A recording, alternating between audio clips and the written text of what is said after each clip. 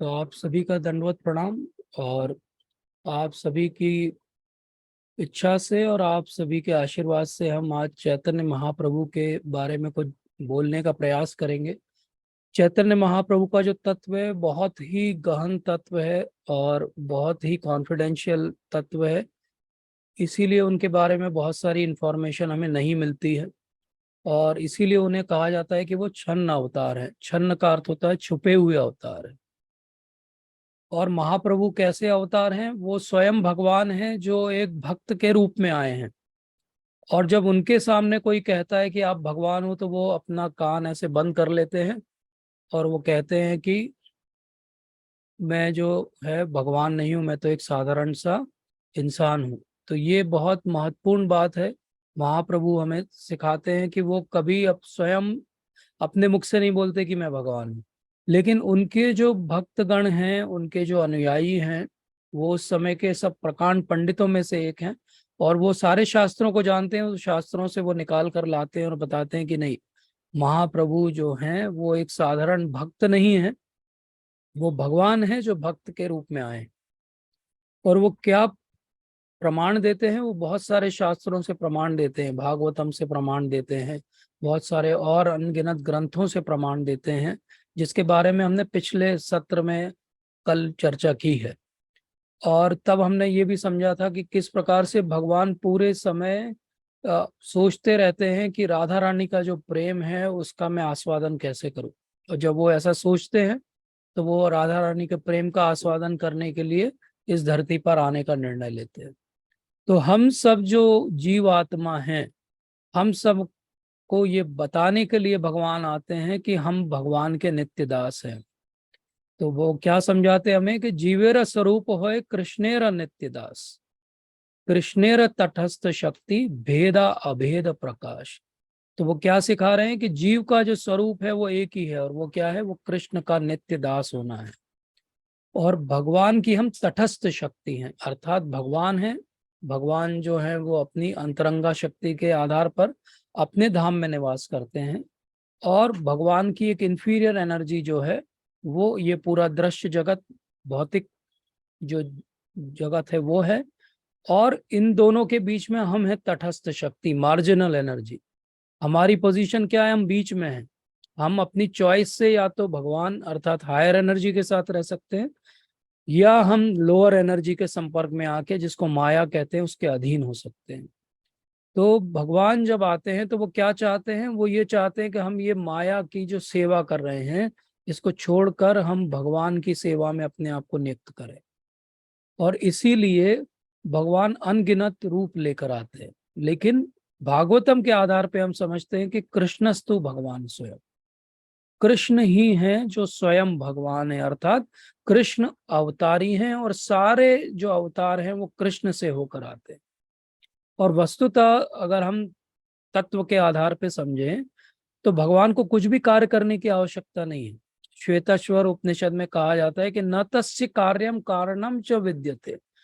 भगवान के लिए कोई कार्य करने का कोई कारण नहीं है, कोई कारण नहीं है कि वो कोई कार्य करे। लेकिन फिर भी वो क्या करते हैं? फिर भी वो कार्य करते हैं, फिर भी वो कार्य करते हैं, लेकिन उनके कार्य हमारे जैसे कार्य नहीं। हम बद्ध जीव हैं तो हम तीन गुणों में बंध के कार्य करते हैं, और भगवान स्वतंत्र हैं, स्वराट हैं। तो वो जो कार्य करते हैं उसको कहा जाता है लीला। हम जो कर रहे हैं उसको कहा जाता है कर्म। तो कर्म और लीला में भेद क्या है?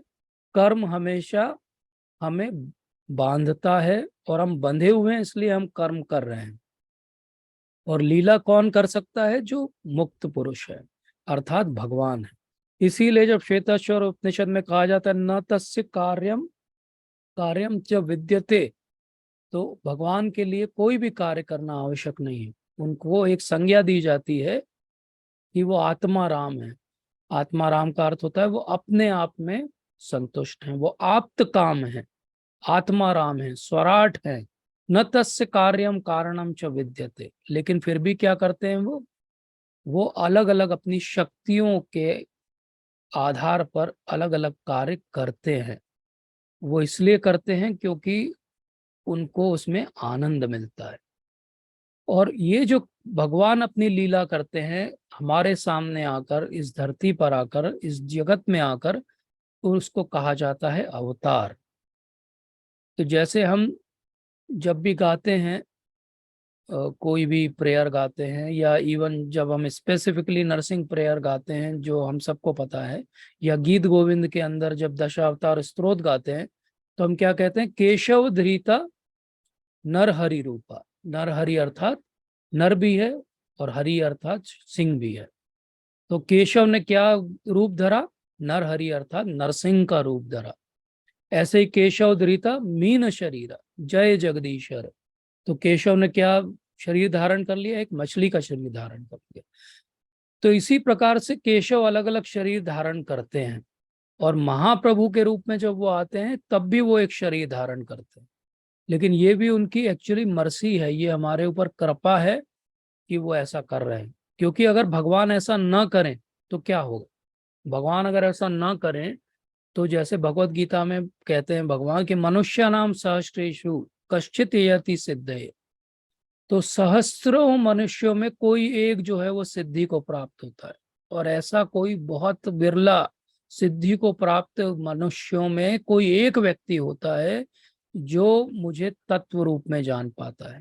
तो अगर भगवान हमारे सामने आके लीला ना करें और एक ग्रंथों का निर्माण ना हो, तो हम कभी भी भगवान को तत्व के रूप में समझ ही नहीं पाएंगे। तो भगवान क्यों आते हैं यहाँ पर? भगवान हमें हरिनाम का जो युग धर्म है कलयुग का, वो देने आते हैं। भगवान हमें उनका तत्व समझाने के लिए आते हैं। भगवान उनकी लीला करने के लिए आते हैं। भगवान उनके जो भक्त हैं उनको संतुष्ट करने के लिए आते हैं। तो इस प्रकार से भगवान के धरती पर आने के अनेकों अनेक कारण होते हैं। तो ऐसे ही एक कारण था भगवान के आने का, कि उन्हें नरसिंह रूप में आना पड़ा, क्योंकि उनका एक 5 वर्ष का भक्त बालक है प्रहलाद, और वो प्रहलाद जो है उसी के पिता के द्वारा प्रताड़ित हो रहा है। तो भगवान को आना पड़ा। भगवान नरसिंह का विकराल रूप धर कर आए, और जब उन्होंने हिरण्यकशिपु का वध कर दिया तो वो इतने ज्यादा क्रोध में हैं कि कोई भी उनको शांत नहीं कर पा रहा है। और उस समय कौन शांत करता है? प्रहलाद जाकर उन्हें हार पहनाते हैं और उन्हें शांत करते हैं। तो वो प्रहलाद को अपनी गोदी में बैठा लेते हैं, और जब प्रहलाद को वो गोदी में बैठाते हैं तो उनके मन में एक वात्सल्य का भाव जागता है, कि देखो ये वात्सल्य का प्रेम कितना अच्छा भाव है। लेकिन अभी तक जितने भी अवतार भगवान ने लिए उनमें तो कभी वात्सल्य का उन्होंने अनुभव नहीं किया है। तो उनके मन में एक इच्छा आती है कि मैं क्यों ना वात्सल्य का अनुभव करूं, और वात्सल्य का जो सखा भाव है इसका अनुभव करने के लिए वो निर्णय लेते हैं कि मैं एक अगला जो है रूप लूंगा, लीला करूंगा, और वो रामचंद्र के रूप में आते हैं। तो रामचंद्र के रूप में बहुत सुंदर उनकी वात्सल्यमयी आदान प्रदान होता है कौशल्या के साथ में, केकई के साथ में, और बहुत अच्छा आदान प्रदान होता है भ्रात प्रेम का भरत के साथ, लक्ष्मण के साथ, शत्रुघ्न के साथ। और फिर जब वो वनवास में जाते हैं तो वहां पर उन्हें दंडकारण्य में बहुत से ऋषि मिलते हैं, और ये जो ऋषि हैं ये भगवान को रूप देखकर मोहित हो जाते हैं, और वो चाहते हैं कि माधुर्य भाव में उनके साथ वो आदान प्रदान करें। लेकिन भगवान ने उस रूप में एक पत्नी व्रत धारण किया हुआ है। तो वो उसको कहते हैं कि इस लीला में तो मैं आपकी जो इच्छा है उनकी पूर्ति नहीं कर पाऊंगा, लेकिन मैं इस पूर्ति के लिए एक और लीला करूंगा। और वो अगली लीला करते हैं, श्री कृष्ण के रूप में आते हैं। तो रसराज श्री कृष्ण के रूप में आते हैं, और वो अनगिनत गोपियों के साथ विहार करते हैं। ये गोपियां कोई और नहीं है, ये वेदों की ऋचाएं हैं। ये गोपियां और कोई नहीं है, दंडकारण्य के ऋषि हैं जिन्होंने हजारों साल तपस्या करके भगवान को इस रूप में पाया है। अब भगवान जब इस प्रकार से लीला कर रहे हैं और वो लीला विहार करते हैं, तो एक गोपियों में सबसे प्रमुख जो उनकी संगनी है वो है श्रीमती राधा रानी।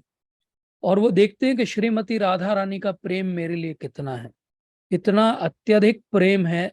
जैसे हम कल भी चर्चा कर रहे थे कि हर क्षण वो बढ़ता जाता है, और हमेशा भगवान बैठकर यही सोचते रहते हैं कि ऐसा क्या है मेरे अंदर वो कौन सा गुण है जिसके प्रति ये इतनी आकर्षित है कि इतने सारे कारण हैं कि ये मुझे छोड़ दे, लेकिन ये फिर भी मुझे नहीं छोड़ती है।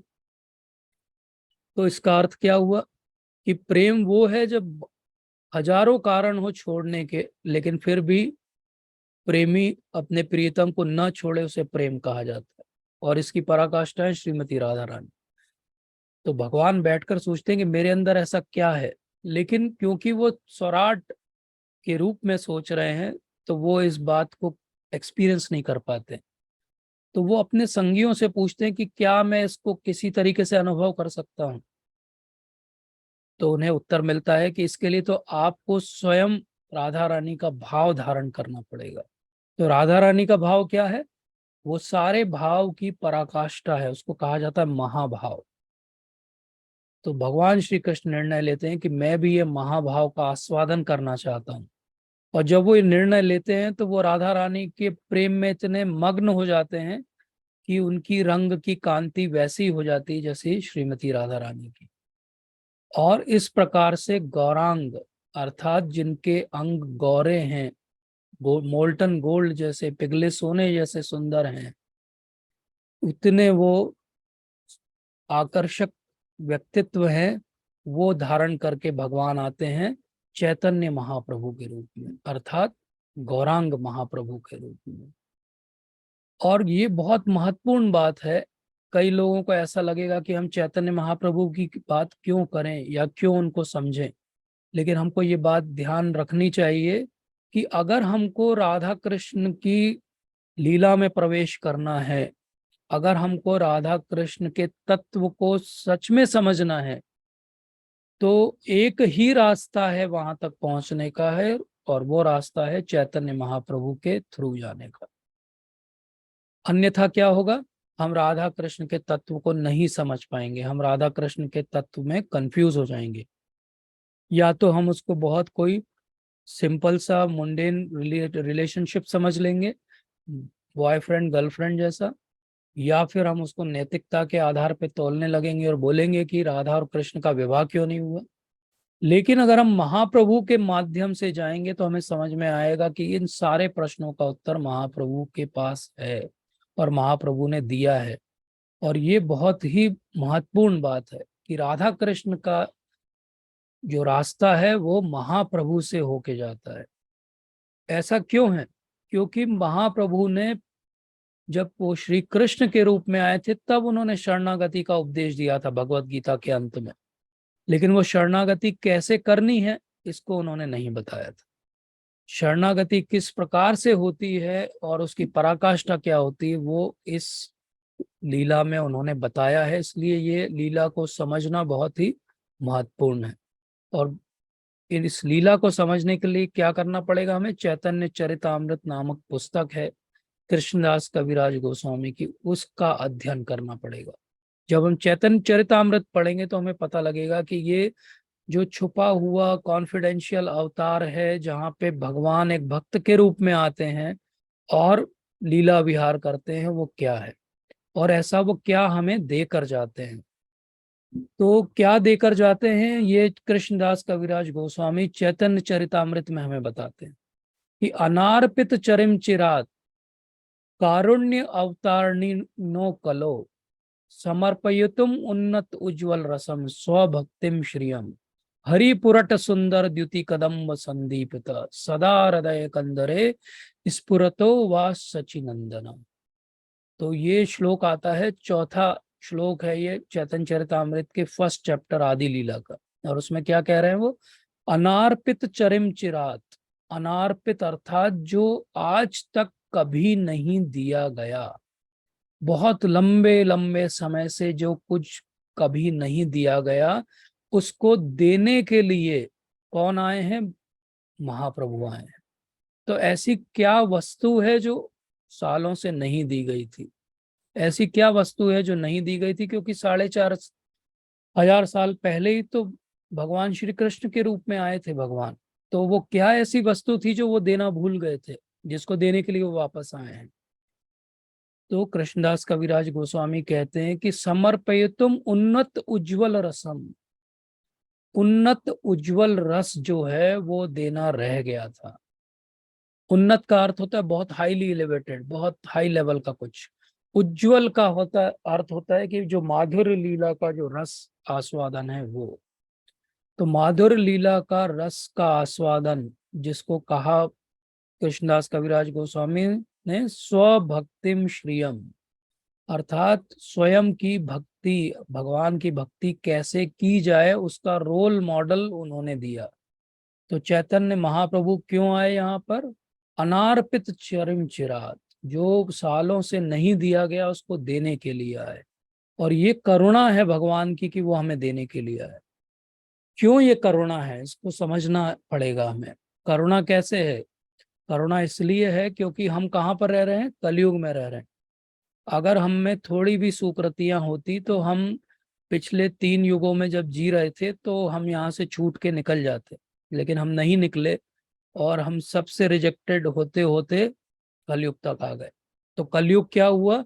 सबसे लोएस्ट जो है वो एज है, उसको भागवतम में कहा जाता है कि मंद सुमंद मतियो मंद भाग्य उपद्रता, अर्थात कि सबसे मंद मति जहां पर होती है वो कलयुग है, और हमेशा जहाँ कलह चलती रहती है वो कलयुग है। तो ऐसे कलयुग में हम सब हैं। तो ऐसे कलयुग में तो नॉर्मली सबसे रिजेक्टेड लोग हैं, तो उनको सबसे उन्नत उज्जवल रस कैसे दे दिया भगवान ने? तो यही भगवान की करुणा है, यही भगवान की करुणा है। तो ये करुणा को हमें समझना चाहिए कि महाप्रभु ने हमें जो उन्नत उज्जवल रस दिया है उसको चीपली नहीं लेना चाहिए। हमें समझना चाहिए कि हम एकदम बिल्कुल अधिकारी नहीं है इस रस के, लेकिन महाप्रभु आए और उन्होंने हम सबको ये रस दे दिया। अब ये रस दे दिया है तो इस रस को हमको समझ के इसका पालन करना चाहिए। तो ये रस क्या है? ये स्वभक्ति का रस है। स्वभक्ति का रस है अर्थात भगवान की भक्ति कैसे की जाए। तो भगवान की भक्ति कौन करता है? श्रीमती राधा रानी करती हैं। तो राधा रानी तो महाभाव स्वरूपणी है, महाभाव में भक्ति करती है। तो वही महाभाव भगवान हमें भी देना चाहते हैं, वही भाव भगवान की भक्ति का वो हमें भी देना चाहते हैं। और इसीलिए वो क्या कहते हैं कि जिस प्रकार से व्रज की वधुएं अर्थात गोपियों ने कृष्ण के साथ आदान प्रदान किया, वो सबसे ऊंची पराकाष्ठा है माधुर्य भाव की। और चैतन्य महाप्रभु उसी भाव को कलयुग में सब बद्ध जीवों को देना चाहते हैं। पर अब ये तो सबसे हाईएस्ट चीज है और हम सबसे लोएस्ट नॉन क्वालिफाइड लोग हैं। तो ये तो भगवान की करुणा है कि सबसे नॉन क्वालिफाइड लोगों को सबसे हाईएस्ट चीज दे दी जाए। जैसे कि मान लीजिए कोई एग्जाम हो और जो सबसे नीचे का नंबर आए उसको सिलेक्ट कर लिया जाए, ये वैसा ही है।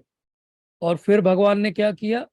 भगवान ने ये भी जाना कि ये सबसे लोएस्ट कैटेगरी के लोग हैं, इनको सबसे हाईएस्ट चीज दे भी दूंगा तो ये उसका इंपॉर्टेंस नहीं समझेंगे, ये वहां तक कैसे पहुंचेंगे। तो यहां से वहां तक पहुंचने का उन्होंने एक रास्ता भी बताया, और उस रास्ते को उन्होंने नाम दिया हरि नाम संकीर्तन। तो महाप्रभु की सबसे बड़ी कंट्रीब्यूशन क्या है? उन्होंने हरि नाम संकीर्तन दिया।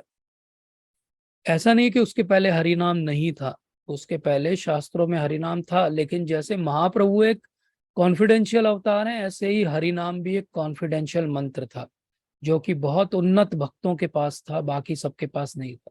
लेकिन महाप्रभु ने क्या किया? महाप्रभु ने उसको सबको बांट दिया। तो ये जो उन्नत उज्जवल रस है जो हरिनाम से हमें मिल सकता है वो उन्होंने हमें दे दिया। ये उन्नत उज्जवल रस क्या है? ये महाभाव है, ये विप्रलंब का भाव है, ये भगवान श्री कृष्ण के प्रति एक प्रेम भक्ति जागृत करने का माध्यम है। और ये बहुत ही सुलभ रूप से हरिनाम करके हमें मिल सकता है। तो इसके पहले भी वैष्णव संप्रदाय हुए, श्री संप्रदाय हुआ, रुद्र संप्रदाय हुआ, कुमार संप्रदाय हुआ, इवन मध्व संप्रदाय भी हुआ। सबने भगवान श्री कृष्ण की बात की, भक्ति की बात की, लेकिन किसी ने भी इस प्रकार से राधा रानी के प्रेम की बात नहीं की, और किसी ने भी इस प्रकार से सुलभ रूप से उसको सबको मिल जाए ऐसी व्यवस्था भी नहीं की। तो चैतन्य महाप्रभु का यह बहुत स्पेशल कंट्रीब्यूशन है। तो हम सब हमेशा भगवत गीता पढ़ते हैं, भगवत गीता को हम मानते हैं और हमेशा हर सत्र में इस बात को याद करते हैं कि ये स्वयं भगवान के मुख से निकले हुए शब्द हैं, तो इनकी बहुत ज्यादा वैल्यू है।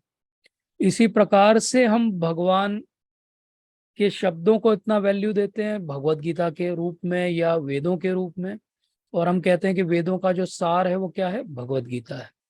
इसी प्रकार से हम भगवान के द्वारा की गई लीला को भी बहुत वैल्यू देते हैं, और वो भागवतम के अंदर हम दशम स्कंद में भगवान की लीला है और बाकी स्कंद में भगवान के भक्तों की जो है वो महान लीलाएं पढ़ते हैं। तो ऐसे हमने एक तरफ भगवान के शब्द समझे, काहे से समझे, भगवत गीता से। भगवान की एक्टिविटी को समझा, कहाँ से समझा, भागवतम से। लेकिन भगवान का अगर माइंड समझना है तो वो चैतन्य चरितामृत से समझना पड़ेगा। तो भगवान का माइंड अगर कोई समझना चाहता है तो उसको चैतन्य चरितामृत का अध्ययन करना पड़ेगा। भगवान के शब्द भगवत गीता से समझ जाएंगे, भगवान की लीला हम भागवतम से समझ जाएंगे, लेकिन भगवान कैसे सोचते हैं ये केवल हम चैतन्य चरितामृत से समझेंगे। तो ये बहुत महत्वपूर्ण बात है कि जहाँ पे भगवत गीता एंड होती है कि सर्वधर्मान परित्यज्य, वहां से श्रीमद् भागवतम आरंभ होती है कि सारे कैटव धर्मों को छोड़ दो और केवल भागवत धर्म का पालन करो। जहां पर श्रीमद् भागवतम समाप्त होती है कि संकीर्तन सबसे बड़ा माध्यम है भगवान के पास पहुंचने का इस युग में, वहां से चैतन्य चरितामृत आरंभ होती है कि किस प्रकार से भगवान का जब जन्म भी होता है तो वो संकीर्तन होते हुए ही जन्म लेते हैं। तो ये कितनी बड़ी बात है कि भगवान का जब जन्म भी होता है तो वो संकीर्तन के माध्यम से आते हैं।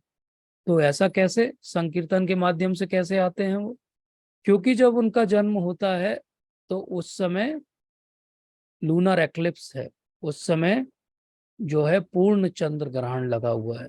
और 500 साल पहले बंगाल में नवद्वीप में ये प्रथा थी कि अगर कहीं पर ग्रहण लगा हुआ है तो सब लोग गंगा नदी में आधे आधे कमर तक डूबे रहते थे और हाथ ऊपर करके हरे कृष्ण कृष्ण कृष्ण हरे हरे, हरे राम राम राम हरे हरे का उच्चारण करते थे। और इस प्रकार से जब महाप्रभु का जन्म आविर्भाव हो रहा था तब सब लोग क्या कर रहे थे, सब लोग पूरे नवद्वीप में केवल हरिनाम कर रहे थे। इवन नवद्वीप में बहुत से मुस्लिम्स भी थे, तो क्या मुस्लिम्स भी हरिनाम कर रहे थे? तो मुस्लिम्स भी इन हिंदुओं को देख के उनकी नकल उतार रहे थे या उनका मजाक उड़ा रहे थे, और इस प्रकार से वो भी हरिनाम कर रहे थे। और इस हरिनाम के जो उच्चारण है इसके बीच में महाप्रभु आते हैं, इस प्रकार से माने कि वो ये दिखाने के लिए आते हैं कि भविष्य में वो क्या करने वाले हैं। भविष्य में वो पूरी जगह सब जगह हरिनाम का जो है वो प्रचार करने वाले हैं। तो उनके पिता जगन्नाथ मिश्र और उनकी माता शची माता दोनों बहुत प्रसन्न हो जाते हैं कि ये बालक जो है कितना सुंदर है। और वो इसलिए भी प्रसन्न हो जाते हैं क्योंकि इसके पहले उनकी 8 कन्याएं हुई थी जो एक के बाद एक जो है वो मृत्यु को प्राप्त हो गई। और फिर एक लड़का हुआ उनका जिसका नाम रखा उन्होंने विश्व रूप, और उसके बाद भगवान आए। तो भगवान का नाम बचपन में रखा गया निमाई। ये निमाई क्यों रखा गया, क्योंकि एक नीम का पेड़ था जिसके नीचे भगवान का जन्म हुआ। तो पुराने समय में और आज भी गांव में ये मान्यता होती है कि अगर बार बार बच्चों की मृत्यु हो रही हो तो वो बच्चे का नाम कुछ ऐसा रख देते हैं जो कड़वा सा नाम हो, जो ऐसा नाम हो कि ऐसा सोच के रखते हैं कि मृत्यु उसके पास में नहीं आएगी। तो क्योंकि इनका नीम के पेड़ के नीचे जन्म हुआ तो हर कोई इनको निमाई निमाई बोलने लगा। लेकिन ये इतने सुंदर थे, इतने गोल्डन थे, गौर वर्ण के थे कि सब लोग इनको इतनी सुंदरता में गौरांग के नाम से पुकारने लगे। गौरांग का अर्थ होता है जिसके अंग गोरे हों। गौर हरि के नाम से पुकारने लगे, गौर सुंदर के नाम से पुकारने लगे। तो ये गौरांग महाप्रभु या निमाई पंडित के रूप में आगे प्रख्यात हुए। तो निमाई पंडित उन्हें क्यों बोला जाने लगा, क्योंकि जैसे जैसे वो थोड़े बड़े हुए तो उन्होंने दिखाया कि वो तो प्रकांड पंडित है, व्याकरण के और न्याय शास्त्र के वो ज्ञाता है। और बहुत ही कम उम्र में अपने टीचर के यहाँ पर, गंगादास पंडित के यहाँ पर पढ़े, और वो बहुत ही हर विषय में पारंगत हो गए। वो इतने पारंगत हो गए कि अपने से सीनियर जो उनके यहाँ पढ़ने आते थे स्टूडेंट्स, उनको भी शास्त्रार्थ में हराने लगे। और इतने ज्यादा वो क्वालिफाइड हो गए कि थोड़े दिन में उन्होंने अपना भी एक स्कूल आरंभ कर लिया।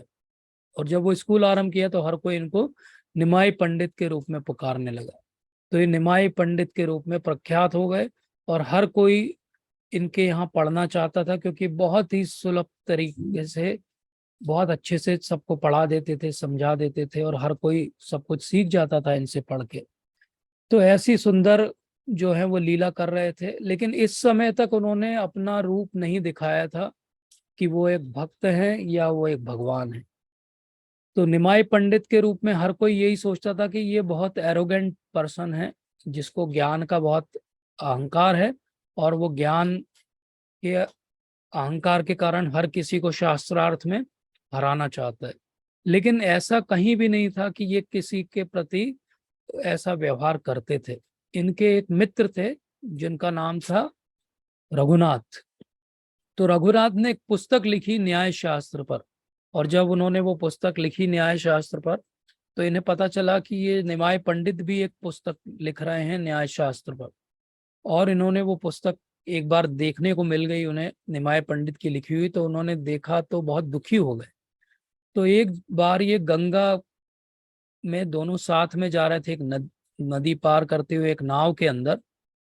तो रघुनाथ बहुत दुखी थे। तो निमाय पंडित ने उनसे पूछा कि क्या हो गया, क्यों आप इतने दुखी हो। तो रघुनाथ ने बोला कि मैंने आपकी पुस्तक जो आपने न्याय शास्त्र पर लिखी है वो देखी, और वो तो बहुत ही सुंदर तरीके से लिखी हुई पुस्तक है। मैंने भी एक पुस्तक लिखी है न्याय शास्त्र पे, इतना कठिन विषय है, मैंने भी एक पुस्तक लिखी है, लेकिन आपने जितने सरल तरीके से समझाया है, मैं तो ऐसा नहीं कर पाया हूं। तो मुझे पता है कि अब मेरी पुस्तक तो आपकी पुस्तक के सामने नहीं टिक पाएगी, इसलिए मैं बहुत दुखी हूं कि हर कोई आपकी पुस्तक पढ़ेगा, मेरी पुस्तक तो कोई नहीं पढ़ेगा। तो निमाय पंडित ने क्या बोला, निमाय पंडित ने उनसे बोला, इतनी सी बात के लिए आप दुखी हो। तब तक नाव जो है वो गंगा के बीच में पहुंच चुकी थी। तो उन्होंने बोला, इतनी सी बात के लिए आप दुखी हो रघुनाथ। और उन्होंने अपनी पोथी जो उन्होंने इतने मेहनत से लिखी थी, जिसकी एक ही कॉपी थी पूरे वर्ल्ड में, उसको उन्होंने गंगा जी में बहा दिया।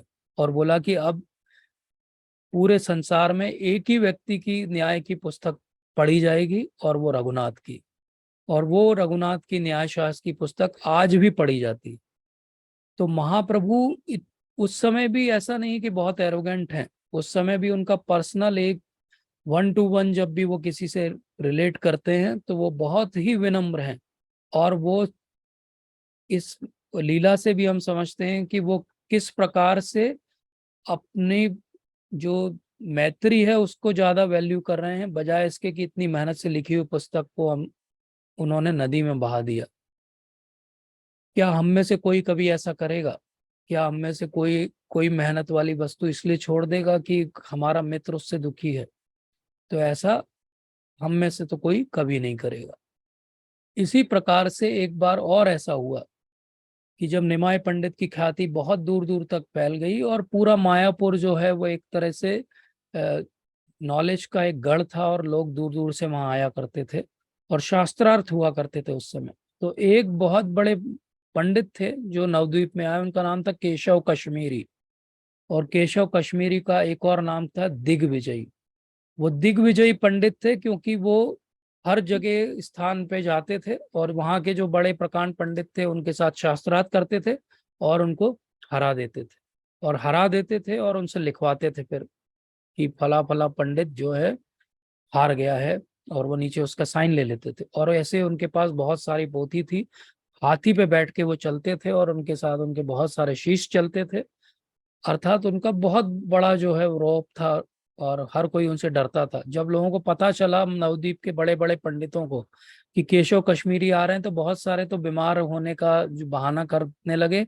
बहुत सारे नवद्वीप छोड़ के आसपास चले गए कि जब तक ये यहाँ रहेगा हम यहाँ रहेंगे तो हार जाएंगे, हार जाएंगे तो हमारे जो है वो थोड़ा बहुत नाम जो बना हुआ है वो भी समाप्त हो जाएगा, वो कोई हमसे पढ़ने क्यों आएगा।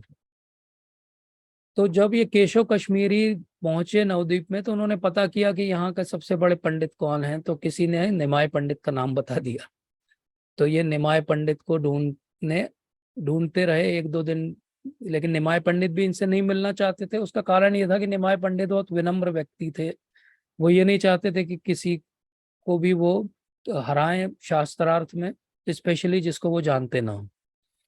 लेकिन फिर भी एक दिन वो गंगा के किनारे अपने शिष्यों के साथ निमाय पंडित बैठे थे, और वहीं पे केशव कश्मीरी आ गए, और किसी ने उन्हें बताया कि वो सामने जो बैठे वो निमाय पंडित। निमाय पंडित के सामने जब केशव कश्मीरी पहुंचे तो निमाय पंडित ने अपना परिचय दिया कि मैं तो एक साधारण सा छात्र हूँ, और आप तो प्रकांड पंडित हो, आपका तो बहुत हमने नाम सुना है। तो केशव कश्मीरी ने कहा कि क्या आप हमसे शास्त्रार्थ करेंगे? तो निमाय पंडित ने बोला कि मैं क्या आपसे शास्त्रार्थ करूंगा, आप तो इतने ज्ञानी हैं। हमारी तो ये इच्छा है कि आप, ये गंगा जी के किनारे हम बैठे हैं, तो क्यों ना आप गंगा जी की स्तुति में कुछ कहें। और केशव कश्मीरी बहुत अहंकारी व्यक्ति थे, बहुत एरोगेंट थे, तो उनको लगा कि अच्छा यही मौका है निमाय पंडित को हराने का।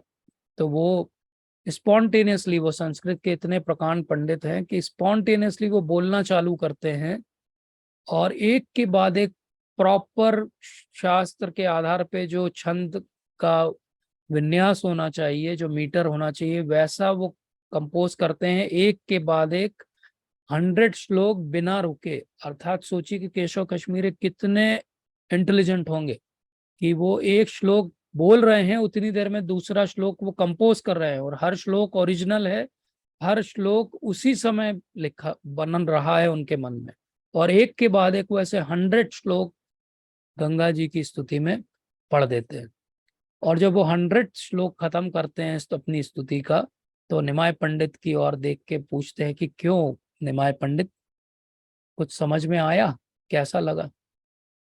तो निमाय पंडित बहुत विनम्रता से बोलते हैं कि बहुत ही सुंदर रचना है, और इतनी स्पॉन्टेनिटी से तो कोई भी इसको ऐसे पढ़ नहीं सकता था। आप बहुत ही महान जो है वो आचार्य हो, कितना अच्छा आपने किया है, लेकिन मेरे कुछ डाउट है, और कुछ मैं करेक्शन करना चाहता हूँ। अब कोई अगर अहंकारी व्यक्ति को ये बोला जाए कि आपने जो बोला है उस पर मुझे डाउट है, या अहंकारी व्यक्ति को ये बोला जाए कि आपने जो बोला है ना उसमें थोड़ी सी त्रुटि है, तो उसका अहंकार बहुत ज्यादा धक्का लगता है उसको, और उसको ये समझ में आता है कि अच्छा ये मेरे खिलाफ कैसे कोई बोल सकता है। तो निमाय पंडित जब ऐसा बोलते हैं तो केशव कश्मीरी थोड़े से क्रोधित हो जाते हैं, लेकिन क्योंकि निमाय पंडित थोड़ी विनम्रता से ही बोल रहे थे, इसलिए वो कहते हैं अच्छा अच्छा निमाय पंडित बोलो, क्या लगता है तुम्हें? तो निमाय पंडित आरंभ करते हैं बोलना। निमाय पंडित बोलना आरंभ करते हैं कि आपने जो 34 श्लोक बोला था उसके अंदर ये वाली लाइन में ये वाली त्रुटि थी, इसके अगले वाले श्लोक में ये वाली त्रुटि थी, उसके बाद चौथे श्लोक में ये थी। तो सोचिए निमाय पंडित कितने जो है वो प्रकांड है, पंडित हैं, कि उनको न केवल वो सारे 100 श्लोक लाइन बाय लाइन याद रहते हैं, उनको उस श्लोक में कहाँ पे कौन सी त्रुटि है वो भी याद रहती है, और वो बाय हार्ट उनको एक के बाद एक सारी त्रुटि बताते जाते हैं। तो केशव कश्मीरी के मन में भी आता है कि ये श्लोक 100 श्लोक मैं तो बोल गया था, मुझे ही याद नहीं है 100 श्लोक, और निमाय पंडित को न केवल श्लोक याद है बल्कि उनको लाइन बाय लाइन ये भी याद है कि क्या मैंने गलत किया है। तो वो बिना कुछ बोले वहां से चले जाते हैं, और बहुत दुखी हो जाते हैं। केशव कश्मीरी सरस्वती की आराधना करते थे, तो वो सरस्वती की रात को आराधना करने का उनका नियम था, तो वो आराधना करते हैं और वो सो जाते हैं, और स्वप्न में सरस्वती देवी आती हैं, बोलती हैं कि वो जो सामने थे उनसे तो तुम कभी नहीं जीत पाओगे, क्योंकि वो स्वयं भगवान है, और भगवान से तो मैं भी नहीं जीत सकती, तो तुम कैसे जीतोगे? तो जब केशव कश्मीरी को ये पता चलता है तो अगले दिन जाते हैं, उनके चरणों में गिर जाते हैं, उनसे क्षमा याचना करते हैं, और वहां से फिर चले जाते हैं, और वो ये अपनी अहंकार भी छोड़ देते हैं, और ये जो दिग्विजयी बनने की उनकी लालसा रहती है इसको भी छोड़ देते हैं। तो निमाय पंडित ने बहुत विनम्रता के साथ केशव कश्मीरी को डील किया। उन्होंने उनके शिष्यों के सामने उनकी कोई भी ऐसी स्थिति नहीं बनाई कि उन्हें लज्जा आए। ये भी उन्होंने ध्यान दिया कि किसी प्रकार से केशव कश्मीरी की कुछ सुकृति बने, इसलिए उन्होंने बोला कि गंगा जी के किनारे खड़े हैं तो गंगा जी की स्तुति कर लो, तो कम से कम आपकी कुछ सुकृति बनेगी, तो आगे चल के उसी के कारण आपको भगवान का प्रेम मिलेगा। तो इस प्रकार से निमाय पंडित बहुत ही महान प्रकांड विद्वान के रूप में एस्टेब्लिश हो जाते हैं पूरे नवद्वीप में। लेकिन वहां पर बहुत सारे वैष्णव भक्त भी रह रहे हैं, और उनको हमेशा लगता है कि ये इतना प्रकांड पंडित है, अगर ये वैष्णव बन जाएगा तो ये बहुत सारे लोगों को कन्वर्ट कर पाएगा और उनको वैष्णव बना पाएगा। लेकिन ऐसा कैसे होगा, इसके लिए वो प्रे करते हैं। जो प्रे करने वाले सब महान भक्त हैं उनमें सबसे अग्रणी है अद्वैत आचार्य। अद्वैत आचार्य सबसे सीनियर वैष्णव भी हैं वहां पर। तो वो हमेशा प्रे करते रहते हैं कि किसी प्रकार से निमाय पंडित जो है वो भक्त बन जाए। और इसी दौरान निमाय पंडित के पिता का देहांत हो जाता है, और वो उनका श्राद्ध करने के बहाने गया जाते हैं। और जब गया जाते हैं तो वहां पे उनकी अपने गुरु से भेंट वार्ता होती है। उनके गुरु का नाम है ईश्वरपुरी।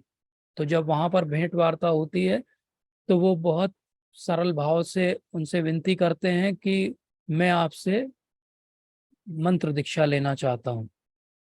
तो जो ईश्वरपुरी हैं वो जानते हैं कि ये तो स्वयं भगवान है। तो वो कहते हैं कि आप तो स्वयं कृष्ण हैं, आपको कैसे कोई दीक्षा दे सकता है। तो वो कैसे दीक्षा देते हैं, पहले निमाय पंडित मंत्र बोलते हैं अपने गुरु के कर्ण में, और फिर वो उसी मंत्र को गुरु रिपीट करके इनको दे देते हैं। और इस प्रकार से जो अभी तक छुपे हुए रूप में भक्ति कर रहे थे निमाय पंडित, अब इसके बाद उनके जीवन में एकदम से ट्रांसफॉर्मेशन आ जाता है। वो जो एक एरोगेंट इंटेलेक्चुअल निमाय पंडित है, वो सडनली बहुत ही विनम्र, हर किसी को विनम्रता से देखने वाले चैतन्य महाप्रभु के रूप में कन्वर्ट हो जाते हैं। अर्थात वो सडनली एकदम भक्त का रूप ले लेते हैं, और जब वो आते हैं तो पूरे समय हरि नाम में उन्मत्त रहने लगते हैं और हरि नाम करने लगते हैं। और यहाँ पर महाप्रभु क्या सिखा रहे हैं हमें कि जब तक उन्हें गुरु की आज्ञा नहीं मिली, उन्होंने हरि नाम का प्रचार आरंभ नहीं किया। तो गुरु का कितना महत्व है कि स्वयं भगवान भी जब आते हैं तो वो एक गुरु धारण करते हैं। अब जब वो गुरु को धारण कर चुके हैं और हरि नाम का प्रचार करना चाहते हैं, तो वो पहले श्रीवास पंडित उनके एक प्रथम भक्तों में से एक बनते हैं, और उनके आंगन में, उनके घर में संकीर्तन करना आरंभ करते हैं। और धीरे धीरे वो नगर में भी संकीर्तन रात्रि में दिन में निकलते हैं। तो जब संकीर्तन होते हैं तो वहां पर उस समय मुस्लिम लोगों का शासन है, तो काजी जो है वो क्रोधित हो जाता है, और काजी ये रूल निकाल देता है कि कोई भी इस संकीर्तन में पार्टिसिपेशन नहीं करेगा, अगर कोई भी करेगा तो उसे जेल भेज दिया जाएगा।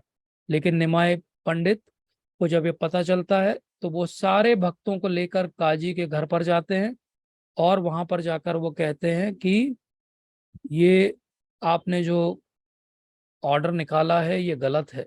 तो इस प्रभुपाद कहते हैं कि ये पहला वर्ल्ड का सिविल डिसोबीडियंस मूवमेंट है जो पीसफुल प्रोटेस्ट हुआ, और अंत में निमाय पंडित काजी को कन्विंस कर देते हैं कि जो उन्होंने रूल निकाला था वो गलत था। और काजी को भी अनुभव हो जाता है कि ये तो स्वयं भगवान है जो सामने मेरे खड़े हैं, जिनकी मैं पूजा अल्लाह के रूप में करता हूँ। तो इस प्रकार से वो रूल निकाल देते हैं कि ये कोई भी अब इस संकीर्तन को नहीं रोकेगा। इस प्रकार से नवद्वीप में संकीर्तन चलने लगता है, और बहुत सारे फॉलोअर्स बन जाते हैं निमाय पंडित के। लेकिन कुछ द्वेषी लोग भी हैं, जैसे हर जगह होते हैं, और वो द्वेष करने लगते हैं कि ये निमाय पंडित कैसे इतना फेमस हो रहा है, लोग इतने फॉलोअर बन रहे हैं, इसका क्या किया जाए। तो वो क्या करते हैं, वो एक उपाय निकालते हैं, और वो उपाय क्या है कि वो उनके खिलाफ कुछ ना कुछ बोलते रहते हैं, या उनके अनुयायियों के खिलाफ कुछ ना कुछ षड्यंत्र करते रहते हैं। तो निमाय पंडित जो अब चैतन्य के रूप में विख्यात हो रहे हैं धीरे धीरे, वो ये सोचते हैं कि लोग मुझे इसलिए सम्मान नहीं दे रहे हैं क्योंकि मैं एक गृहस्थ हूँ। अगर मैं संन्यास ले लूं तो मैं और ज्यादा अच्छे से प्रचार कर पाऊंगा, और ज्यादा अच्छे से मैं अपना जो युग धर्म को मुझे स्थापित करना है वो मैं कर पाऊंगा। और यही सोच के वो संन्यास लेने का निर्णय लेते हैं। और इस प्रकार से वो संन्यास लेने के लिए सोचते हैं, तो उनके मन में आता है कि वो किससे संन्यास लें। तो वो देखते हैं कि संन्यास लेने के लिए तो अभी संन्यास का जो धर्म का पालन करना है, उसके लिए जो मायावादी सेक्ट है वहीं पे संन्यास का जो है वो प्रॉपर सिस्टम चल रहा है। तो इसलिए वो निर्णय लेते हैं कि मैं संन्यास लूंगा तो एक मायावादी पंडित से लूंगा। तो वो उनका नाम है केशव भारती। तो केशव भारती के पास वो जाते हैं और कहते हैं कि आप मुझे संन्यास दे दीजिए। उस समय निमाय पंडित की उम्र केवल 24 साल है। तो ये जो इनिशियल बर्थ से लगा के इनिशियल 24 ईयर्स हैं, वो निमाय पंडित के एज ए स्कॉलर पर्सन है, या निमाय पंडित ने जो मायापुर में प्रचार किया वो वाला युग है। और ये 24 ईयर्स के बाद जब वो संन्यास ले लेते हैं तो वो अब चैतन्य महाप्रभु के रूप में कहलाने लगते हैं। तो चैतन्य महाप्रभु संन्यास लेके वृंदावन जाना चाहते हैं, लेकिन उनकी माता जो शची माता है वो उनसे कहती है कि आप अगर वृंदावन चले जाओगे तो वृंदावन से तो बहुत कम लोग बंगाल तक आते जाते हैं, तो हमें आपके बारे में कैसे पता चलेगा। और वृंदावन और जगन्नाथपुरी में कोई अंतर नहीं है, तो क्यों ना आप जगन्नाथपुरी में रहो ताकि हमें आपके बारे में पता चलता रहे। तो महाप्रभु अपनी माता की आज्ञा को मान लेते हैं और वो अपने कुछ बहुत निजी भक्तों के साथ में जगन्नाथपुरी चले जाते हैं। और जगन्नाथपुरी पहुंच के वो वहां पर गंभीरा करके एक स्थान है, आज भी है, वो वहां पर वो रहने लगते हैं। जब वो जगन्नाथपुरी के लिए जा रहे हैं तो रास्ते में बहुत सारी घटनाएं होती हैं, और एक ऐसी घटना होती है जिसके कारण वो बाकी भक्तों से अलग पहले जगन्नाथपुरी के मंदिर में चले जाते हैं। और जैसे ही वो जगन्नाथपुरी के मंदिर में जाके जगन्नाथ जी के दर्शन करते हैं तो वो इतने भाव में आ जाते हैं कि मूर्छित होके वहीं पे गिर जाते हैं। क्योंकि वो मूर्छित होके वहां गिर जाते हैं तो कोलाहल मच जाता है, और वहीं पे एक राजा के जो प्रकांड पंडित हैं सर्वभौम भट्टाचार्य, वो वहीं पे उपस्थित है। तो वो उनको अपने घर ले जाते हैं। जब वो घर ले जाते हैं तो उनके जो ब्रदर इन लॉ हैं गोपीनाथ आचार्य, वो जानते हैं कि अच्छा ये तो महाप्रभु हैं, चैतन्य महाप्रभु हैं, निमाय पंडित हैं ये। तो वो कहते हैं ये तो स्वयं भगवान है। लेकिन सार्वभौम भट्टाचार्य इस बात को नहीं मानते हैं, और वो कहते हैं कि ये तो एक यंग सन्यासी हैं, ये कैसे भगवान हो सकते हैं। और सार्वभौम भट्टाचार्य, जिनको अपने पांडित्य का बहुत ही अहंकार रहता है, वो कई दिनों तक प्रयास करते हैं कि महाप्रभु उनके वेदांत दर्शन को सुने और उसके अनुसार अपना जीवन जिए, क्योंकि उन्होंने केशव भारती से संन्यास लिया है। लेकिन महाप्रभु अंत में उन्हें अपना दर्शन बताते हैं और उनको वो कन्विंस कर देते हैं कि वो मान जाते हैं कि वो स्वयं भगवान है, और साथ ही में अपना षडभुज रूप का दर्शन भी कराते हैं। ये षडभुज रूप का दर्शन बहुत ही अलौकिक दर्शन जो उनको मिला, उसमें दो भुजा जो है उनकी एक सन्यासी के रूप में है जैसे चैतन्य महाप्रभु हैं। दो जो उनकी भुजाएं हैं वो राम जी की भुजाएं हैं जिसमें वो धनुष और तीर उठाए हुए हैं, और दो जो भुजाएं हैं वो कृष्ण की भुजाएं हैं जिसमें वो बांसुरी बजा रहे हैं। तो इस प्रकार से एक ही साथ उनको राम, कृष्ण और चैतन्य महाप्रभु तीनों का जब दर्शन होता है तो सर्वभौम भट्टाचार्य उनकी प्रेम भक्ति से प्रभावित हो जाते हैं, और वो कहते हैं कि मैं अपना पूरा जीवन आपके सामने समर्पित करता हूँ। तो इस प्रकार से और भी बहुत सारे बड़े बड़े प्रकांड पंडितों को महाप्रभु अपनी तरफ आकर्षित करते हैं। तो ये जो इनिशियल 24 ईयर्स से आगे के अगले 24 ईयर्स की लीला है वो उनकी जगन्नाथपुरी में होती है। लेकिन वो सन्यास लेके जब पुरी आते हैं तो कुछ समय के लिए फिर वो दक्षिण भारत की यात्रा पे चले जाते हैं, और दक्षिण भारत की यात्रा जब वो समाप्त करके वापस जगन्नाथपुरी आते हैं तो कुछ समय के बाद वो निर्णय लेते हैं कि वो वृंदावन जाएंगे, और फिर वो नॉर्थ इंडिया और वृंदावन की यात्रा भी करके आते हैं। इसी दौरान वो बहुत सारे भक्त बनाते हैं और उनमें से कुछ भक्तों को विशेष रूप से आज्ञा देते हैं, और ये जो विशेष भक्त जिनको वो आज्ञा देते हैं वृंदावन जाने की, ये हमारे षड गोस्वामी हैं। ये हमारे 6 गोस्वामी हैं जो आगे चल के न केवल वृंदावन की फिर से पुनर्स्थापना करते हैं, वहां पर विग्रहों को ढूंढते हैं, वहां पर मंदिरों का निर्माण करते हैं, वहां पर बैठकर वो ग्रंथों का निर्माण करते हैं, और वहां पर वो एक स्टैंडर्ड का रोल मॉडल का एक शो करते हैं कि किस प्रकार से वैष्णव को होना चाहिए। तो रूप सनातन गोस्वामी सबसे पहले उनके भक्त रहते हैं जो ये कार्य करना आरंभ करते हैं। उसके पहले भी वो लोकनाथ गोस्वामी और भूगर्भ गोस्वामी वहां पर रह रहे हैं, लेकिन जब रूप और सनातन पहुंचते हैं तब वृंदावन की लीला जो है वो प्रकट होना आरंभ होती है। तो ये बहुत सारी स्थलियों की खोज ये कर चुके रहते हैं, लेकिन महाप्रभु जब आते हैं तो महाप्रभु इनसे पूछते हैं कि राधा कुंड और श्याम कुंड कहाँ है। तो ये कहते हैं कि राधा कुंड और श्याम कुंड के बारे में तो कोई भी नहीं जानता कहाँ पर है। तो महाप्रभु स्वयं राधा कुंड और श्याम कुंड का जो है वो स्थान ढूंढते हैं और उन्हें बताते हैं कि ये वो स्थान है जहाँ पे राधा कुंड और श्याम कुंड है। तो इस प्रकार से महाप्रभु साउथ इंडिया की अपनी यात्रा लगभग 2 साल में पूरी करते हैं और 3 साल वो बाकी सब स्थानों पर यात्रा करते हैं। और अंत में जो उनके ये लास्ट के 24 ईयर्स के लास्ट के जो लगभग 8-9 ईयर्स हैं, तब तक वो पूर्णतः महाभाव में रहते हैं और पूरे समय राधा रानी क्या आस्वादन करती है उसका वो आस्वादन करते हैं। तो उस समय उनके जो निकट के संगी हैं वो रामानंद राय हैं और स्वरूप दामोदर गोस्वामी हैं। तो ये दोनों न केवल उनकी रक्षा करते हैं जब वो भाव में रहते हैं, उनकी देखभाल करते हैं, बल्कि उनको वो भागवतम भी सुनाते हैं और उनकी बहुत सारी सुंदर सुंदर लीलाओं में भी वो हिस्सा लेते हैं, जो वो हरिदास ठाकुर के साथ करते हैं, बहुत सारे और अपने भक्तों के साथ करते हैं। तो इस प्रकार से हम देखते हैं कि पूरी महाप्रभु की जो लीला है वो बहुत ही सुंदर लीला है।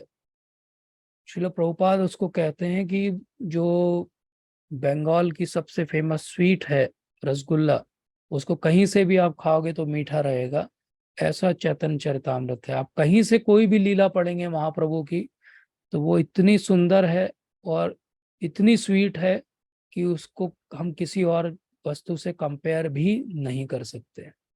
तो इस प्रकार से ये महान लीला भगवान करते हैं गौरांग महाप्रभु के रूप में।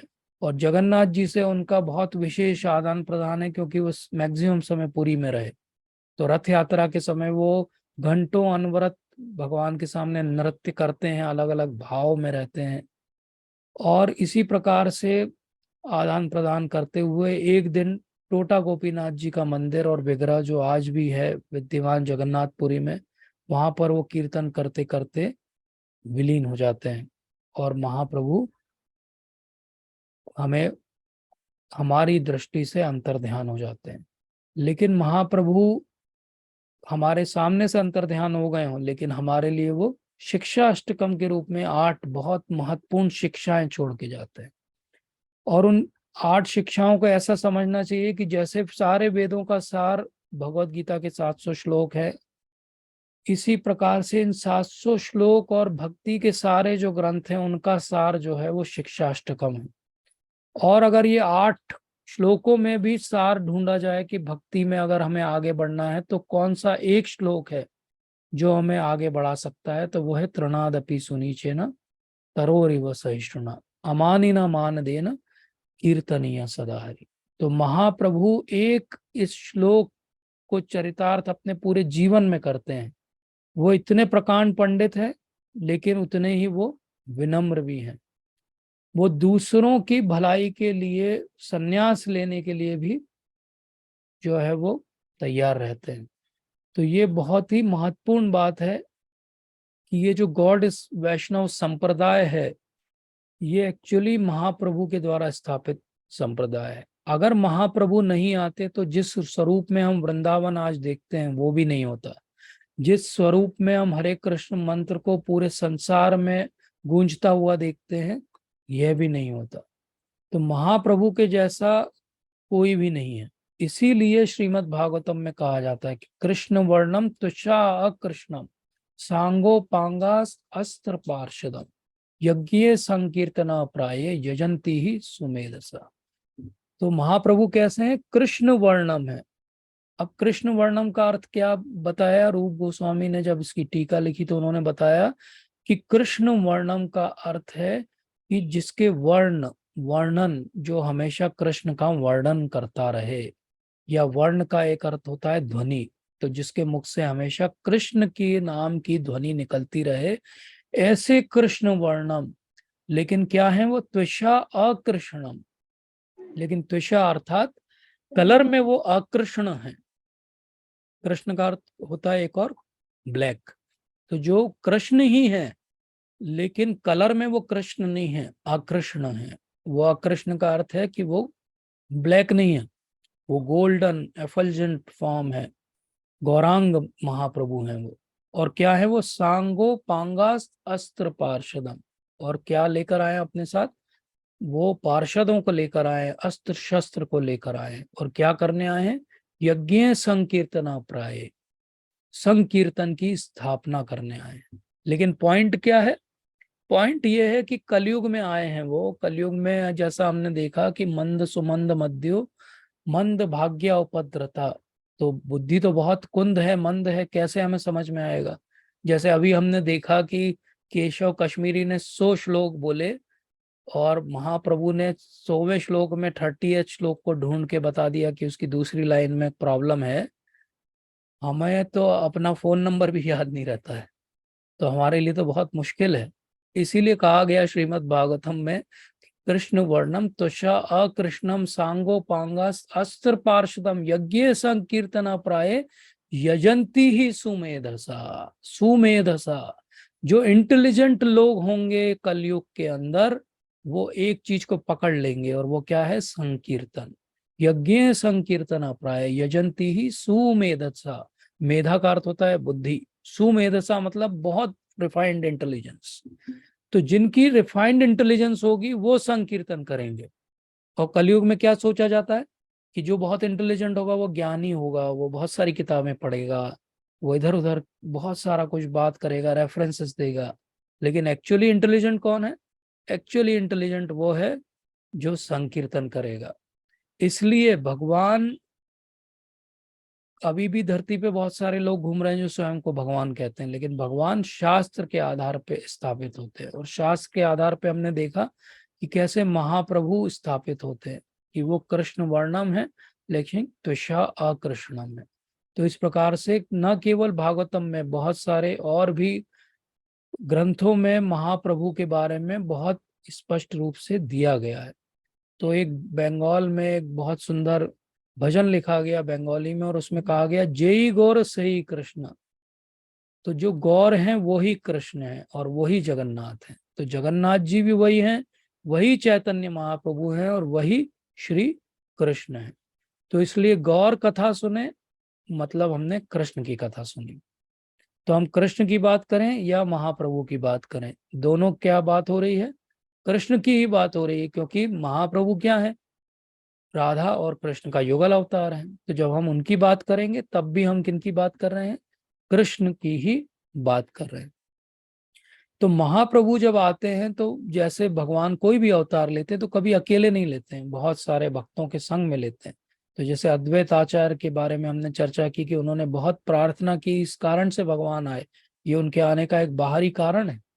तो इसी प्रकार से और भी महान भक्तों ने उनकी सहायता की संकीर्तन का प्रचार करने में। जैसे नित्यानंद प्रभु, उन्होंने बहुत सहायता की महाप्रभु की। इसी प्रकार से श्रीवास पंडित ने बहुत सहायता की महाप्रभु की, और गदाधर पंडित। तो श्रीवास पंडित जो हैं वो जीव तत्व हैं इसमें, और जो अद्वैत आचार्य हैं वो सदाशिव और महाविष्णु के युगल रूप हैं, और जो नित्यानंद प्रभु हैं वो बलराम जी हैं, और जो गदाधर पंडित हैं वो राधा रानी हैं। तो बात ये उठती है कि अभी तो आपने बोला कि राधा कृष्ण के युगल रूप जो हैं वो गौरांग महाप्रभु हैं, तो फिर राधा रानी को अलग से आने की क्या आवश्यकता है? तो राधा रानी को अलग से आने की क्या आवश्यकता है, इसको बहुत अच्छे से अमरेंद्र प्रभु एक अपने लेक्चर में समझाते हैं कि जैसे किसी को ड्राइविंग सीखनी हो, और नया नया अगर वो ड्राइविंग सीख रहा हो तो कभी वो एक्सेलेरेटर की जगह ब्रेक दबा देगा, ब्रेक की जगह एक्सेलेरेटर दबा देगा। तो वो क्या करता है, हमेशा वो पास में एक क्वालिफाइड व्यक्ति को, जो टीचर है जो ड्राइविंग सिखा सकता है, उसको रखता है, और उसके हाथ में एक ब्रेक रहता है, ताकि वो गलत कहीं भी जाए तो वो कम से कम ब्रेक मार के डैमेज होने से बचा ले। तो इसी प्रकार से महाप्रभु जो भगवान श्री कृष्ण है महाभाव में आए हैं, और वो क्या आस्वादन करना चाहते हैं? वो ये आस्वादन करना चाहते हैं कि किस प्रकार से राधा रानी का भाव है। और राधा रानी को पता है कि जब वो उस भाव में जाएंगे तो वो उनके शरीर में बहुत सारे परिवर्तन होंगे, वो एकदम से गिर जाएंगे, उन्हें चोट ना लग जाए, उनकी कोई हानि ना हो जाए, तो इसके लिए वो पूरे उनको कवर कर लेती हैं बाहर से, ताकि उन्हें कोई भी चोट ना लगे। और साथ में वो गदाधर पंडित के रूप में आती हैं। वो इसलिए आती हैं कि उनके भाव को वो कंट्रोल कर सके, कि इसके इससे ज्यादा भाव का आस्वादन अभी आप नहीं कर पाओगे। तो इस प्रकार से हम देखते हैं कि गौरांग महाप्रभु और उनके साथ में राधा रानी, लेकिन दोनों इस समय हमें किस रूप में दिख रहे हैं? पुरुष के रूप में दिख रहे हैं, कि चैतन्य महाप्रभु हैं और गदाधर पंडित हैं। तो ये बहुत महत्वपूर्ण बात है जिसको हमें याद रखना चाहिए। तो आज के सत्र में हमने चैतन्य महाप्रभु की लीला को समझा। संक्षिप्त में हमने ये समझा कि किस प्रकार से हमारे जो शास्त्र हैं महत्वपूर्ण, गीता, श्रीमद् भागवतम और चैतन्य चरितामृत, तीनों में एक लिंक है। हमने ये समझा कि किस प्रकार से चैतन्य महाप्रभु यहाँ पर हमें एक बहुत विशिष्ट वस्तु देने आए हैं, और उसका नाम है उन्नत उज्जवल रस। और ये उन्नत उज्जवल रस आज तक हमें किसी ने कभी नहीं दिया है, और ये उन्नत उज्जवल रस भगवान सबको प्रदान करना चाहते हैं। वो कोई क्वालिफिकेशन नहीं देख रहे हैं, इसीलिए वो कलयुग में सबसे निकृष्ट लोगों को भी ये देना चाहते हैं। और इसीलिए वो जगाई मधाई की कथा में दिखाते हैं कि किस प्रकार से जगाई मधाई जैसे जो पापी हैं उनको भी वो देना चाहते हैं। तो इसीलिए वे पतित पावन हैं। तो ये बहुत महत्वपूर्ण बात है कि महाप्रभु और नित्यानंद प्रभु, हरिदास ठाकुर, ये पतित पावन हैं। पतित लोग हम सब हैं, और पतित का पावन करने के लिए भगवान पतित पावन के रूप में आए हैं। तो नरोत्तम दास ठाकुर अपने एक भजन में कहते हैं कि आपका नाम पतित पावन है और सबसे पतित मैं हूँ। तो अगर आपका नाम पतित पावन है तो आपको सबसे पहले मेरा उद्धार करना पड़ेगा, क्योंकि अगर नहीं तो फिर आपका नाम पतित पावन गलत हो जाएगा। तो इस प्रकार से वो भगवान से याचना करते हैं कि सबसे पतित मैं हूँ। और यहीं पे विनम्रता का रोल है, कि अगर आप विनम्र रहेंगे तो आप अपने आप को सबसे पतित मानेंगे, तो भगवान क्योंकि पतित पावन है तो तुरंत आपका उद्धार कर देंगे। लेकिन एक और बात समझना है कि महाप्रभु जो हैं वो कपट पावन नहीं है। तो अगर आप कपटी हैं, अगर आप द्वेषी हैं, अगर आप भगवान के प्रति, भक्तों के प्रति द्वेष रखते हैं और सोचते हैं कि हरि नाम करेंगे और आपका उद्धार हो जाएगा, तो नहीं होगा। इसलिए नहीं होगा क्योंकि भगवान कपट पावन नहीं है, भगवान पतित पावन है। तो हमें पतित हैं हम ये समझना पड़ेगा। हमारी वस्तु स्थिति समझ के हमें भगवान से प्रार्थना करनी पड़ेगी। और जब हम इस प्रकार से प्रार्थना करेंगे तो भगवान डेफिनेटली हमारे ऊपर कृपा करेंगे। और ये भगवान की कृपा ही है कि चैतन्य चरितामृत तो 500 साल पहले लिखी गई, और उसके बाद में वो प्रति जो लिपि थी लिखी हुई वो खो सी गई, कहीं नहीं थी। जब भक्ति विनोद ठाकुर महाराज को ढूंढना थी कि ओरिजिनल चैतन्य चरितामृत कहाँ है, तो उन्हें उस समय 9 साल लगे थे एक चैतन्य चरितामृत की ऑथेंटिक प्रति को ढूंढने में। तो इतनी रेयर बुक है। लेकिन क्योंकि भगवान पतित पावन है तो उन्होंने फिर शिल प्रभुपाद को भेजा, और शिल प्रभुपाद ने इतनी बड़ी हम सब पे कृपा की कि वो चैतन्य चरितामृत जो केवल बंगाली में थी, वो चैतन्य चरितामृत जो हम में से जितने लोग यहाँ उपस्थित हैं शायद ही कोई कभी पढ़ पाता अगर वो बंगाली में ही बनी रहती तो। लेकिन शिल प्रभुपाद ने उसको अंग्रेजी में भाषांतर किया, हिंदी में किया, अब तो चाइनीज में भी कर दिया गया है। तो चाइनीज में भी आप पढ़ सकते हैं Chaitanya Charitamrita. Imagine such a great mercy. आप अभी उसका रशियन में अनुवाद चल रहा है, स्वीडिश और यूरोपियन तो ज्यादातर लैंग्वेजेस में वो ट्रांसलेट हो चुकी है। तो चैतन्य चरितामृत एक ऐसी पुस्तक है। आज ही मैं शिल प्रभुपाद का एक लेक्चर सुन रहा था। जब वो चैतन्य चरितामृत लिख रहे थे उस समय गौर पूर्णिमा पे शिल प्रभुपाद ने एक लेक्चर लिया मायापुर में। आप सब लोग भी सुनिए, बहुत सुंदर लेक्चर है। तो उसमें वो कहते हैं कि मतलब वो कोट कर रहे हैं कि मेरे जो गुरु महाराज हैं, अर्थात भक्ति सिद्धांत सरस्वती ठाकुर शिल प्रभुपाद, उनकी बात कर रहे हैं। और वो कहते हैं कि मेरे जो गुरु महाराज हैं उन्होंने ये बोला था कि ये जो चैतन्य चरितामृत है इसको पढ़ने के लिए लोग बंगाली सीखेंगे।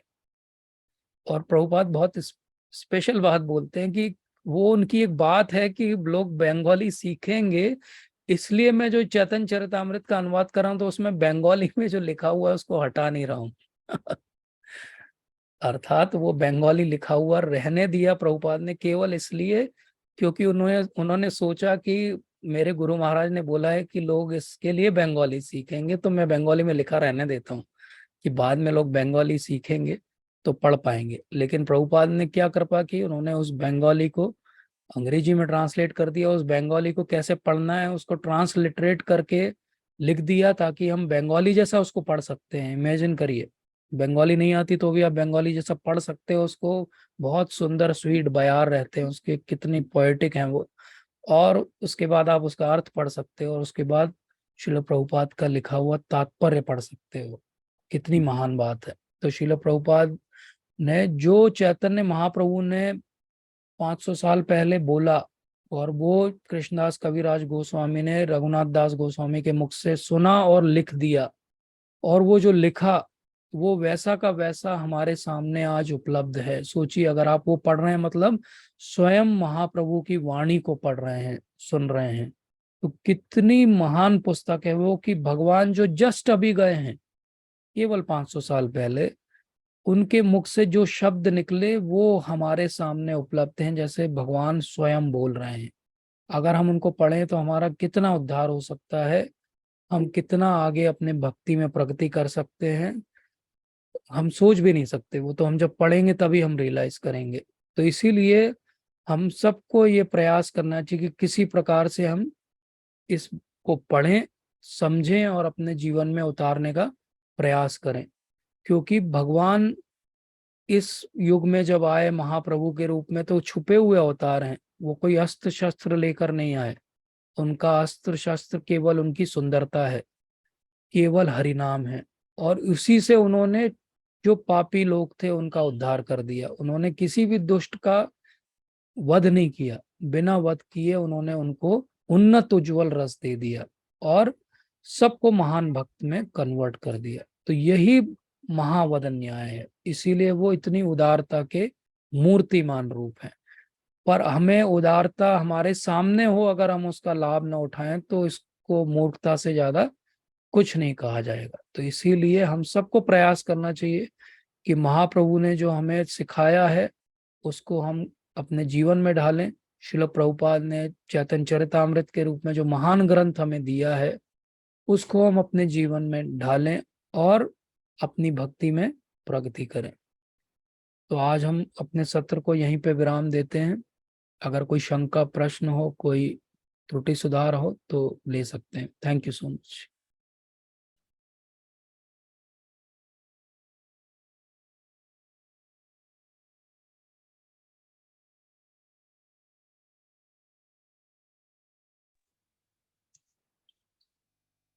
हरे कृष्णा प्रभु जी, दंडवत प्रणाम। हरे कृष्ण प्रभु जी। जी प्रभु जी। जी, इसका एक सत्र और हुआ, शायद मैं अटेंड नहीं कर पाया, लिंक जी प्रभु जी। नहीं मिल पाई। इसका एक सत्र शायद एक हो चुका है, एक सत्र ये प्रभु जी जानकारी कल नहीं हुआ थी। था, लेकिन वो यूथ क्लास था, तो वो एक्चुअली जी जी ऑनलाइन जी नहीं था, वो ऑफलाइन क्लास जी था। जी तो जी इसलिए हम लोग आपको इन्फॉर्म नहीं कर पाए, लेकिन हमने उसकी रिकॉर्डिंग डाली है। जी जी अगर आप प्रभु। सुनना चाहें तो उसमें हमने चर्चा की कि किस प्रकार से चैतन्य चरितामृत को पढ़ना चाहिए, क्या कौन अधिकारी है उसको पढ़ने का, और उसकी ब्रीफ कैसे वो लिखी कृष्णदास कविराज गोस्वामी ने, ये हमने उसमें डिस्कस किया था। आज के सत्र में हमने ये डिस्कस किया कि किस प्रकार से हम महाप्रभु की जीवनी को एज ए जिस्ट समझ सकते हैं। क्योंकि जब हम चैतन्य चरितामृत पढ़ने जाएंगे तो वो तो बहुत सारे वॉल्यूम्स में है। तो जी जी आदि लीला है, मध्य लीला है, अंत लीला है, और उसमें अलग अलग खंडों में है वो। तो इसलिए हमने एक प्रयास किया कि हम ब्रीफ में समझें कि महाप्रभु की पूरी जीवनी कैसी रही और मेन इवेंट उनकी जीवनी में क्या थे, ताकि हम जब पढ़ें या कहीं सुने तो हम उससे कोरिलेट कर पाए। जी प्रभु। जी प्रभु। प्रभु जी, इसमें जैसे जब कृष्ण भगवान आते हैं तो उनके साथ श्रीमती राधा रानी आती हैं माता जी जी के रूप में। जी जब श्री राम जी आते हैं तो उनके साथ श्रीमती श्री सीता जी आती हैं माता के रूप में। तो प्रभु जी, जब जो चैतन्य महाप्रभु आते हैं तो माता तो उनके वो पुरुष रूप में उनके साथ गदाधर पंडित आते हैं। जी। माता तो उनके साथ कौन रहते जी, तो एक्चुअली जब महाप्रभु ने अपनी 48 ईयर्स की लीला की तो उसमें से इनिशियल 24 ईयर्स जो थे वो उन्होंने नवद्वीप मायापुर में किए, जहाँ पे हम मायापुर यात्रा में अभी जाने वाले हैं थोड़े ही दिनों के बाद। तो वहां पर हम देखेंगे कि कहाँ पर महाप्रभु का जन्म हुआ, उसको योग पीठ कहते हैं। वहां पर महाप्रभु रहा करते हैं, नित्य निवास करते हैं। तो वहां पर उनकी जो नित्य सेवनी है, जो हमेशा उनकी सेवा करती है, वो विष्णु प्रिया देवी है।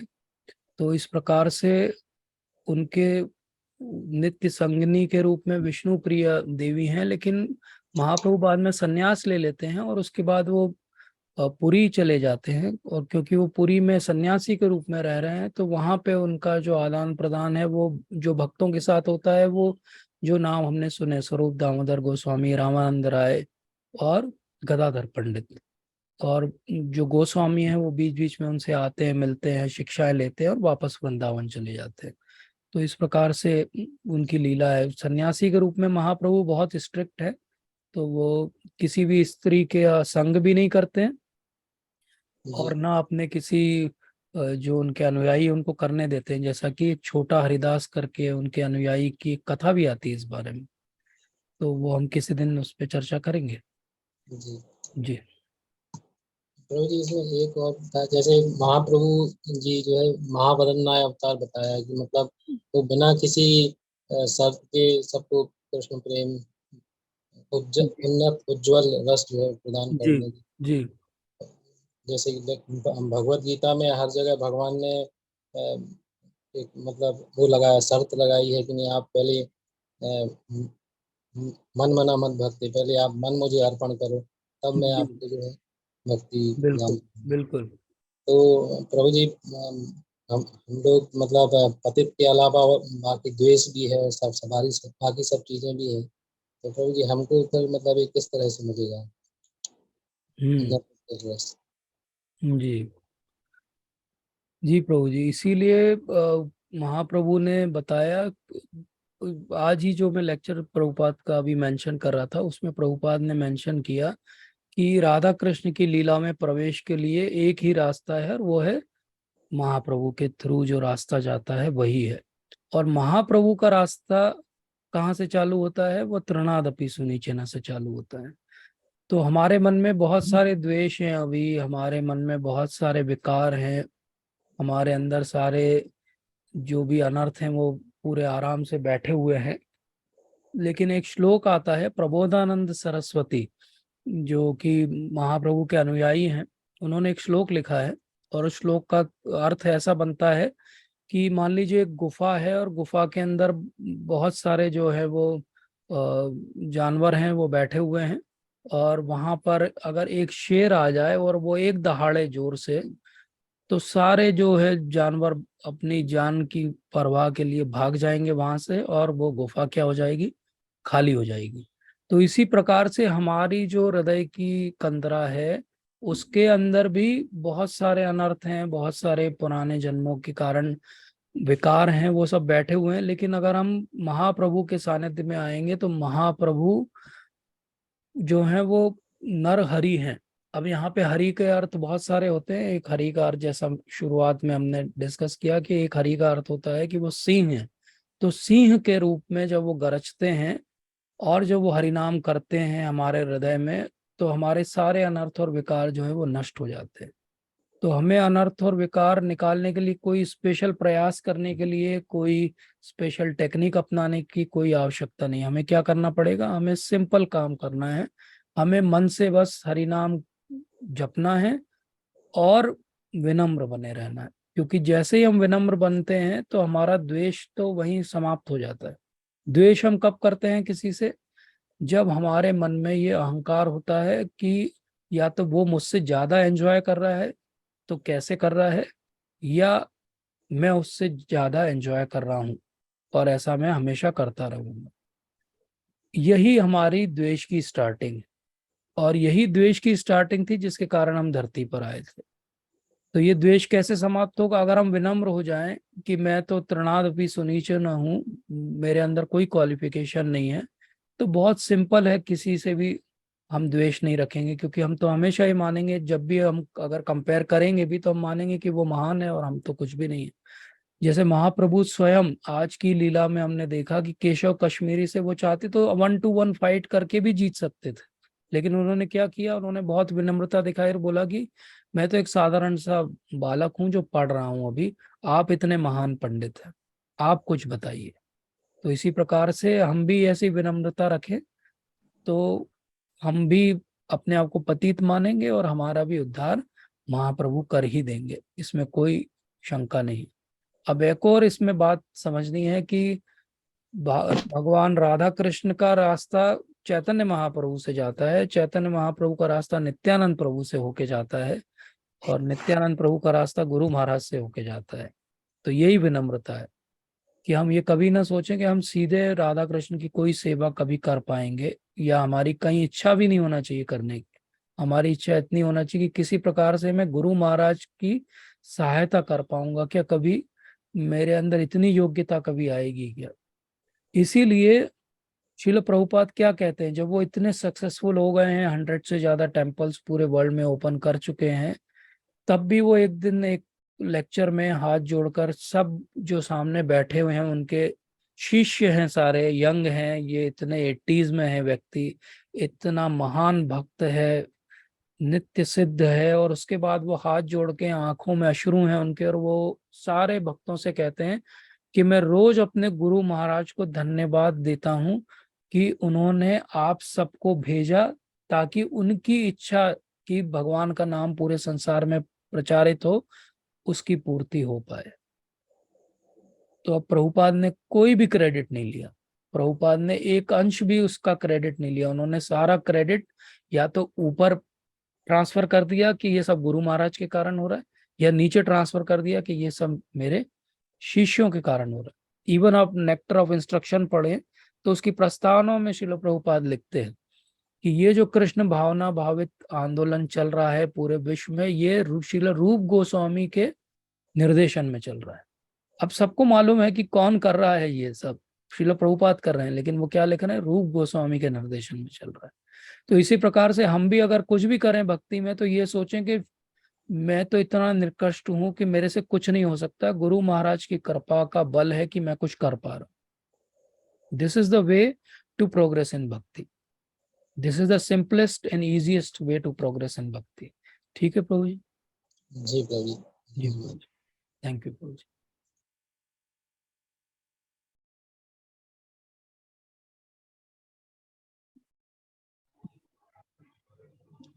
तो हमने आज के सत्र में ये समझा कि किस प्रकार से महाप्रभु ने इस धरती पर लीला की, किस प्रकार से भगवान के अंदर एक इच्छा आई कि वो श्रील आकर यहाँ पर श्रीमती राधा रानी के प्रेम का आस्वादन करें, और उस प्रेम के आस्वादन करने के लिए उन्होंने गौरांग महाप्रभु का रूप लिया, और उस रूप में न केवल उन्होंने राधा रानी के महाभाव का आस्वादन किया, उन्होंने हरि नाम के रूप में हमें भी एक इतनी अमूल्य निधि दी जिससे हम भक्ति में बहुत जल्दी प्रगति कर सकते हैं, और कलयुग में रहते हुए भी हम जो प्रेम की माधुर्य की पराकाष्ठा है उसको प्राप्त कर सकते हैं।